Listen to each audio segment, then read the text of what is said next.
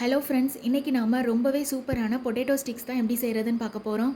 இன்றைக்கி நான் 3 உருளைக்கிழங்கு எடுத்திருக்கேன். இதை நீங்கள் நல்லா தோல் சீவிட்டு நாலாக கட் பண்ணி இதை நல்லா வேக வச்சு எடுத்துக்கோங்க. ஒரு 15 நிமிஷம் நல்லா வேக வைக்கணும் இதை.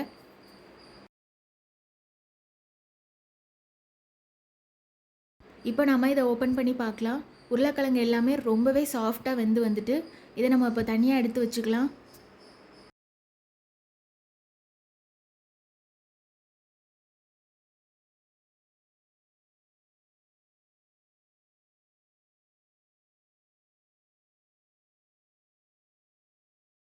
இப்போ இந்த உருளைக்கிழங்கை நல்லா மசிச்சு எடுத்துக்கோங்க. இப்போ நான் இதில் 3 வரமிளகா சேர்த்துக்கிறேன். மிக்சியில் நல்லா கொரப்பாக அடித்து இதில் சேர்த்துக்கோங்க. இதில் கொத்தமல்லி இலைகள் சேர்த்துக்கோங்க. சாப்பிடும்போது ரொம்பவே நல்லாயிருக்கும். இப்போ இதில் 2 டேபிள் ஸ்பூன் கார்ன்ஃப்ளவர் சேர்த்துக்கலாம்.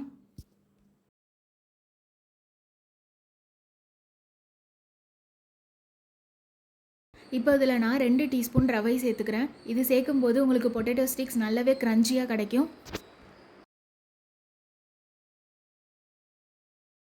இப்போ இதுக்கு தேவையான உப்பு சேர்த்து இதை நல்லாவே நம்ம மிக்ஸ் பண்ணி எடுத்துக்கலாம்.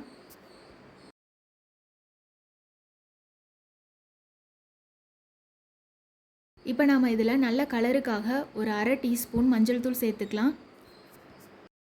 இப்போ நாம் இதை சப்பாத்தி மாவு மாதிரி நல்லா பிசைஞ்சு எடுத்துக்கலாம். இப்போ இந்த மாவை ரோலிங் பின் வச்சு நல்ல ரெக்டாங்கிள் ஷேப்பில் நம்ம தேய்ச்சி எடுத்துக்கலாம். இப்போ இதை கத்தியை வச்சு நல்லா நீளமாக கட் பண்ணி தனித்தனியாக எடுத்து வச்சுக்கலாம். இந்த மாதிரி நல்லா கட் பண்ணிவிட்டு இதை ஒரு 15 நிமிஷம் ஃப்ரீசரில் வச்சு நம்ம எடுக்கணும். இந்த மாதிரி பண்ணும்போது நல்ல கிறிஸ்பியாக உங்களுக்கு கிடைக்கும். அதே சமயம் இது உடையாமல் நமக்கு நீளமாக வரும். இப்போ நாம் கடாயை சூடு பண்ணி இதுக்கு தேவையான எண்ணெயை விட்டு இது எல்லாத்தையுமே ஃப்ரை பண்ணி எடுத்துக்கலாம். மீடியம் ஃப்ளேம்லேயே இதை பொரிச்சு எடுங்க.